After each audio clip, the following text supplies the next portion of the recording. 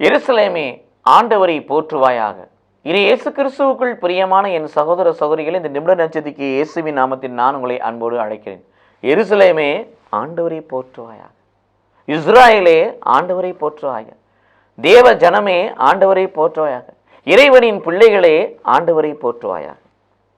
நமக்கு எதுக்கு 43:21 ஏசாயால் வாசிப்பது போல எதுக்கு கடவுள் படித்தார்? அவருடைய மகிமையை பரப்புவதற்காகவே கடவுள் நம்மை உண்டாக்கினார். அப்போ நம்முடைய பணி என்ன? ஆண்டவரை போற்ற வேண்டும். ஆண்டவருடைய நாமம் உயர்த்தப்பட வேண்டும். அவருடைய நாமம் உயர்த்தப்படும்படியாக நம்ம வாழ்வு அமைய வேண்டும். ஏன் நம்ம எருசலேமே ஆண்டவரை போற்றுவாங்க? எதுக்கு நம்ம எல்லாம் ஆண்டவரை போட்டுன்னா, லூக்கா 19:10 பிரகாரம் எழுந்து போனை தேடி மீட்க மனிதகுமாரன் நமக்காக வந்தார். ஆகவே அவரை போற்ற வேண்டும். யோவான் 8:36 வாசிப்பது போல, மகன் உங்களுக்கு விடுதலை கொடுத்தால் மகன் உங்களுக்கு விடுதலை கொடுத்தால் மெய்யான உண்மையான விடுதலை இல்லை.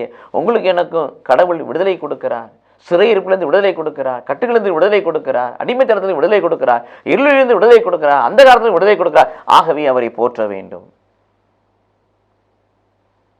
இந்த உலகில் இருக்கின்ற பொழுதே உயிர்ப்பை நிச்சயிக்கிறார். இந்த உலகில் இருக்கின்ற பொழுதே உயிர்ப்பை நிச்சயிக்கும்படியாக, உயிர் பெற்று அவரோடு வாழும்படியாக உன்னத ஒரு உறுதிப்பாட்டை கடவுள் நமக்கு கொடுக்கிறார். அதைத்தான் நம்ம வாசிக்கிறோம். யோவான் நற்செய்தி 6ஆம் அதிகாரம் 51 முதல் 54 வரை வாசிக்கின்ற பொழுது, இரத்தத்தை குடித்து சதையை தின்று இரத்தத்தை குடித்தால் ஒழிய உங்களுக்குள் உயிர் இல்லை. என் சதையை தின்று இரத்தத்தை குடிப்பவனை கடைசி நாளில் உயிர்ப்பிப்பேன். அங்கே நிலை வாழ்வுக்கான உத்தரவாதத்தை கடவுள் கொடுக்கிறார். ஆகவே நாம் அவரை போற்ற வேண்டும். எல்லாவற்றும் மேலாக நாம் ஒரு அனாதையாக இல்லை, கைவிடப்பட்டவராக இல்லை, நம்ம தனித்து இல்லை. நம்மோடு தூய ஆவியானவர் இருக்கிறார், துணையாளர் இருக்கிறார். நான் சென்று உங்களுக்கு ஒரு துணையாளரை அனுப்புவேன். யோவான் 16:13 முதல் வாசிப்பது போல, அவர் உங்களை நிறை வாழ்வை நோக்கி, நிறை உண்மை நோக்கி வழி நடத்துவார்.